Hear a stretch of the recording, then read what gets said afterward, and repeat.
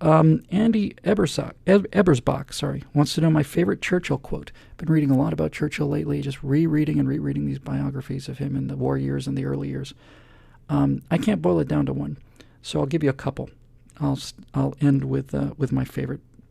There's an awful lot about his wit.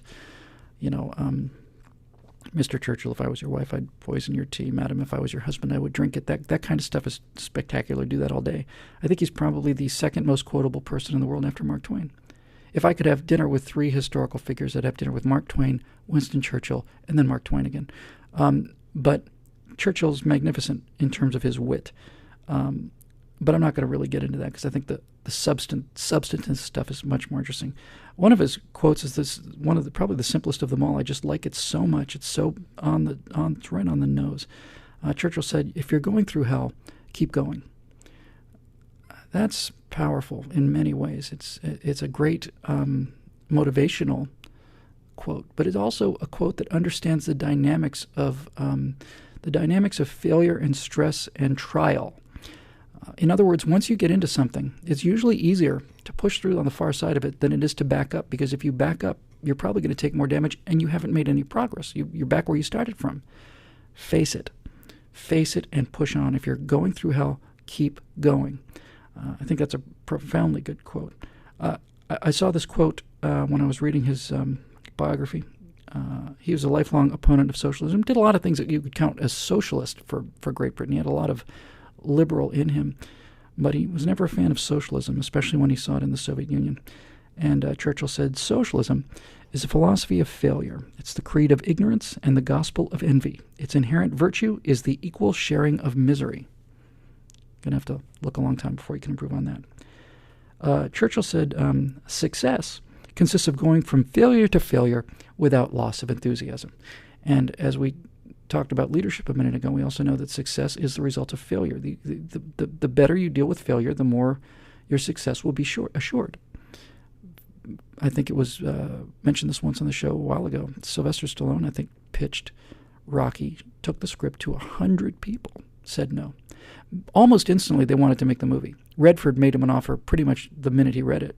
Said, "This is a great script. It's a spectacular script. I'll star in it, and we'll get an A-list director, or maybe I'll direct it." And Stallone said, "No, I'm going to star in it, and I'm going to direct it." And they said, "That's never going to happen." And 99 times it didn't. And then 100 times, or 101 or something, finally somebody said yes. Success consists of going from failure to failure without loss of enthusiasm. Sylvester Stallone stuck to his guns and made one of the great movies of all time. The first Rocky film is absolutely spectacular. It's a terrific movie. It's almost perfect. In fact, I think it is probably a perfect movie. Fantastic film. He just wouldn't give up. He just kept sticking to his guns until he became a breakout hit, and everybody knows his name, and rightfully so. Churchill also said, "A lie gets halfway around the world before the truth has a chance to put its pants on." And I'll tell you one thing, man, if this George Zimmerman trial's any indication of what's going on in this country or in the world, that's about as much evidence of that aphorism as you need. A lie gets halfway around the world before the truth has a chance to get its pants on. That's exactly right. Especially a lie that's tailored to what people want to believe, that's tailored to their fears or their longings or their desires. That's why the Trayvon Martin story got halfway around the world before the truth about George Zimmerman had a chance to put its pants on. Churchill also said, and this is important, this is our entire theory of everything, really, for conservatives. He said, "The truth is incontrovertible. Malice may attack it, ignorance may deride it, but in the end, there it is." I 100% ascribe to this idea. You don't get as I said on the Afterburner, Daniel Patrick Moynihan said, "You're entitled to your own opinion, but not your own facts. The truth is real, the truth exists, and we don't have different versions of the truth. What happened, happened. You can cover that up. Victors can write the history, but what happened, happened. And what is. And it's a profound understanding. And so is the close of that. In the end, there it is. Whether you win the argument or not, there it is. And then the final two. This is his radio address after France had fallen, when it looked like the Germans were going to be coming any time, and England had evacuated its troops from Dunkirk. A little miracle there, but they had no weapons. They left every single weapon they had on the beaches. These people were swimming out to boats. left all their tanks and their supplies and their trucks and their rifles and anti-aircrafts and everything on the beaches in France.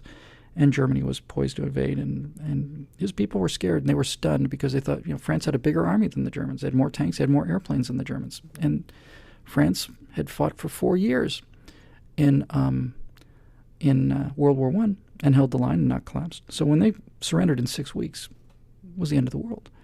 And Churchill got on the radio and he said, "We shall defend our island, whatever the cost may be. We shall fight on the beaches. We shall fight on the landing grounds. We shall fight in the fields and on the streets. We shall fight in the hills. We shall never surrender." Okay. What else do you say? Churchill's credibility was built up over 20 years of warning people about Hitler, and nobody listened to him. He was a warmonger. He was a hate-filled warmonger, a hate-filled conservative Tory warmonger who just wanted people to die for money. And after Hitler's character became clear, which had been clear the whole time, by the way, all you had to do was read Mein Kampf, which Churchill did. Churchill knew what he was. And after all the self-deception that I mentioned a minute ago about wanting to believe that lie, after all that sophistry and delusion evaporated after Czechoslovakia, although should have been seen much, much, much, much sooner, people realized that Churchill had been telling us this the whole time.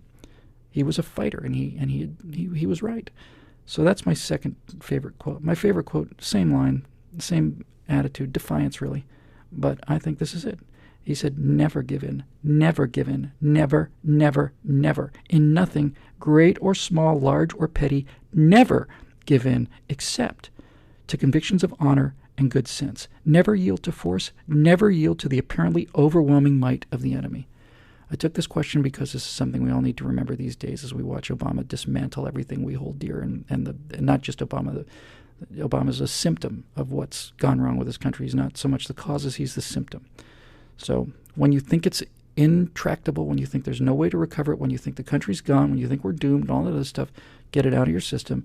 Get up the next day. Go out and fight these people. Never give in, never give in, never, never, never. In nothing, great or small, large or petty, never give in except to convictions of honor and good sense. Never yield to force, never yield to the apparently overwhelming might of the enemy.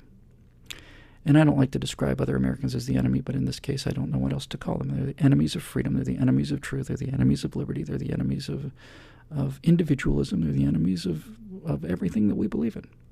And he's the president.